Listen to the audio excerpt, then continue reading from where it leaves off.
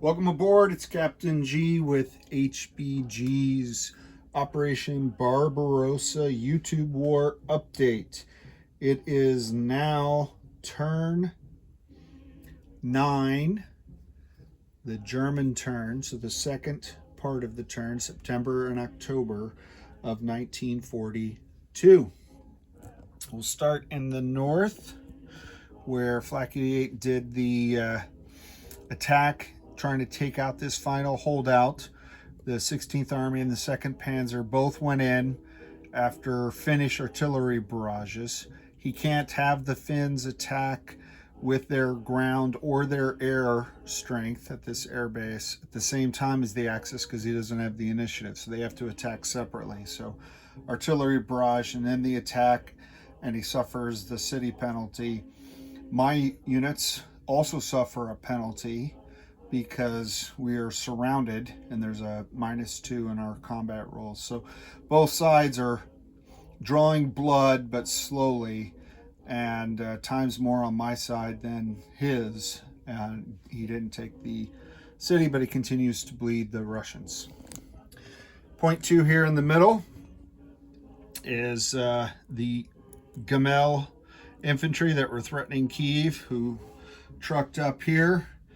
Suffered artillery barrages from the Axis and lost some more infantry.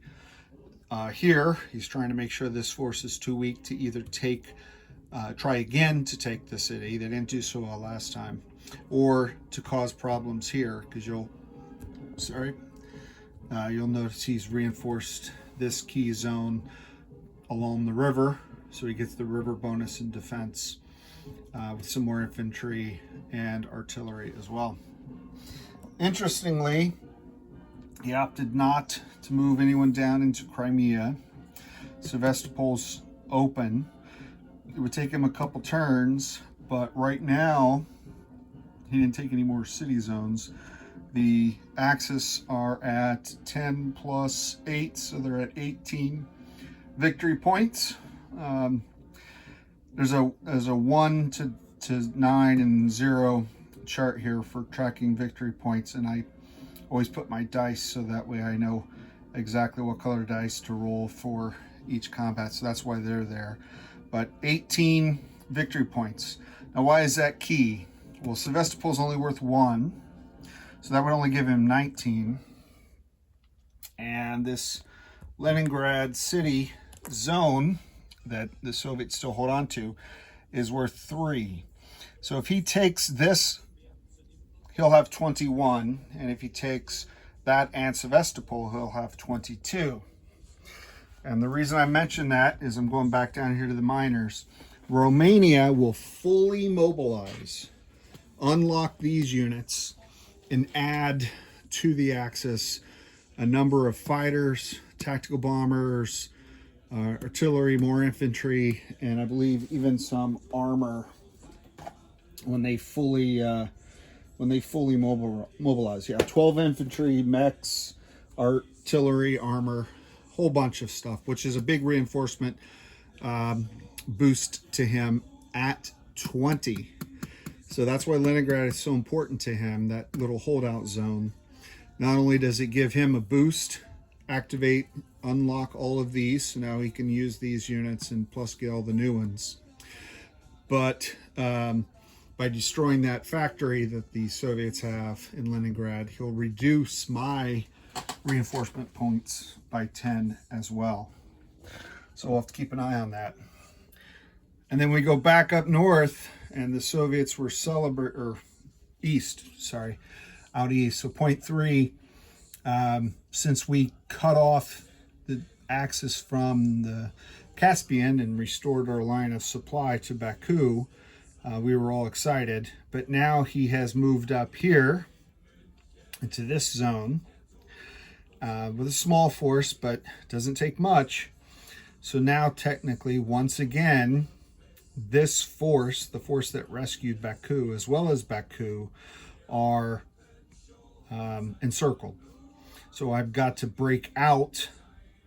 I got to break out to restore their supply line. That means they'll be attacking at a minus, and these guys will be attacking down. on next turn. At the end of the German turn, Flak 88 did roll for combat initiative and weather. So let me show you who won, because the next turn will be November, December of 1942. And last winter was very cold. This winter, very wet. You may remember last year, September, October, November, December, January, February, it was all winter snow months. It was good weather for the turn 9 in 42 and muddy rain weather. This is the first time we've had it, so let's go back to look at the key theater here. What does mud mean to us?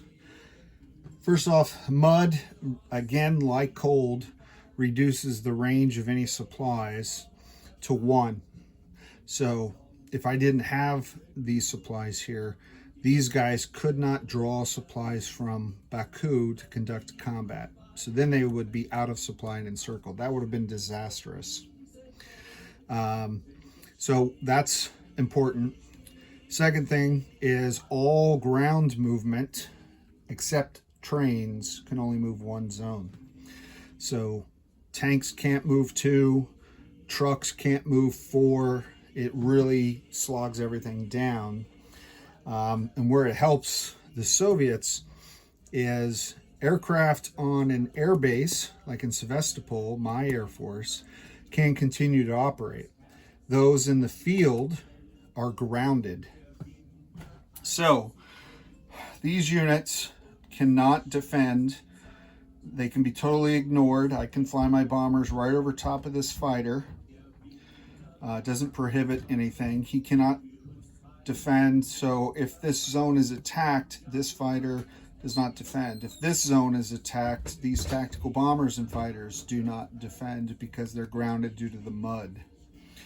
If I didn't have the -2 penalty, there would be a strong incentive for this force to break out by crushing these guys.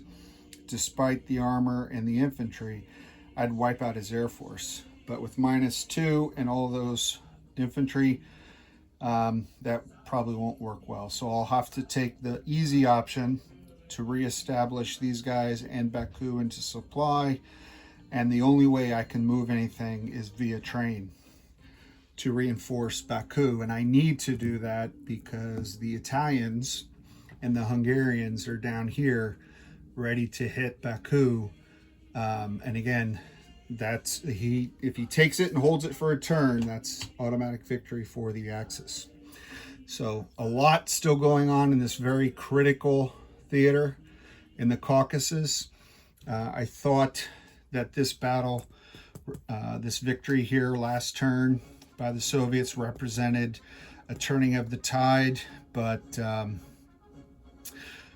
Coach Corso and Flak 88 are often to say, not so fast, my friend. And the Germans are very much in it, and the Axis very much have a chance to win. So next up will be, as I said, November, December of 1942. Rainy, muddy weather. Soviets have the initiative. For Flak 88, this is Captain G. Over and out.